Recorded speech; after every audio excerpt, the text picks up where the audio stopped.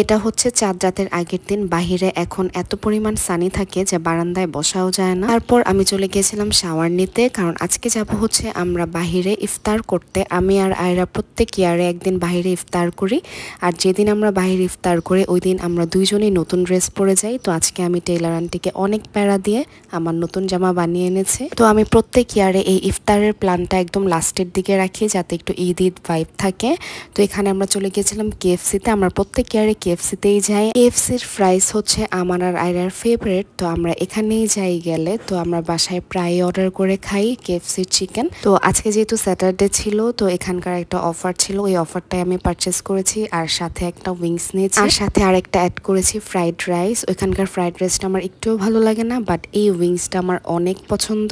কেএফসিতে সবসময় অনেক ভালো পরিমাণে অফার থাকে প্রত্যেক দিন। তো আজকেও একটা অফার ছিল, সেটার মধ্যে ছিল 6টা বড় বড় ফ্রাইস, তারপর ছিল একটা ফ্রেঞ্চ ফ্রাই, তারপরে চিকেন স্ট্রিপসও ছিল, আর আমি অ্যাড করেছি ফ্রাইড রাইস আর উইংস। আর আমার কাছে এই চিকেনের স্কিনটা এত বেশি মজা লাগে যে আমি এটাকে একদম রোল করে খাই, আমার অনেক বেশি মজা লাগে। আর এখানকার চিকেনটা অনেক জুসি হয়, খেতে আমার অনেক বেশি পছন্দ। তো আমি আর আয়রা সবগুলো খাবার অনেক আস্তে আস্তে শেষ করেছি। তারপর চলে গেছিলাম একটু মার্কেটে, আমার একটু জুয়েলারি কেনার ছিল। তারপর ওইখান থেকে চলে গেলাম বাসায়। আর বাসায় আসার সময় এত সুন্দর সুন্দর লাইটিং ছিল, ঈদের সময় এই জিনিসটাই সবচেয়ে বেশি ভালো লাগে।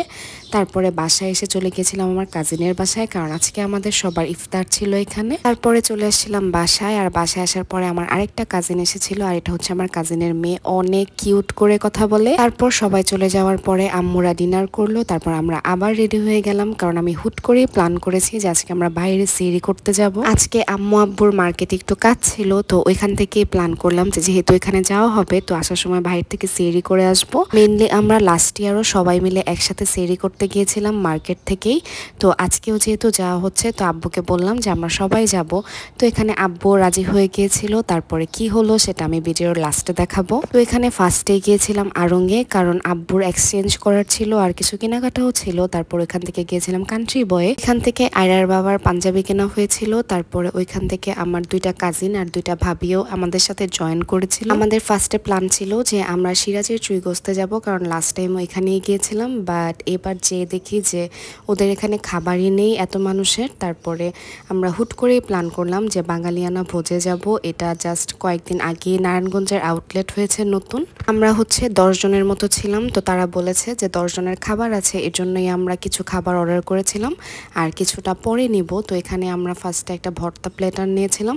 মেনুতে তো অনেক কিছুই ছিল, বাট এখান থেকে কিছুই ছিল না তেমন। আর এখন যেহেতু সেহরির জন্য সব জায়গায় আগে রিজার্ভেশন দিতে হয়, তো সবাই অন্য জায়গায় বুকড পেয়ে সবাই এখানেই আসছিল, এই জন্য কিছুক্ষণের মধ্যে অনেক রাশ হয়ে গিয়েছিল। তো ফার্স্টে আমাদের একটা ভর্তা প্লেটার সার্ভ করে, তারপরে আমরা গরুর মাংস নিয়েছিলাম সাথে, বাট খুবই অল্প পরিমাণে নিয়েছিলাম। তো আমি এখানে অর্ধেক খেয়ে বসেছিলাম, এরপরে তারা বলছিল যে আর হবে না। তো পরে আমাদের কোনো রকম চিকেন আর ডাল দিয়ে খেতে হয়েছে। তারপরে আমরা কোনো রকম খেয়ে চলে গিয়েছিলাম বাসায়, আর বাসায় যেয়ে আমি আবার সেহরি করেছি। তো এটাই ছিল আমাদের লাস্ট সেহরি। আমরা সবাই অনেক ডিসঅ্যাপয়েন্ট হয়েছি। So yeah, that was it for today. Thank you so much for watching.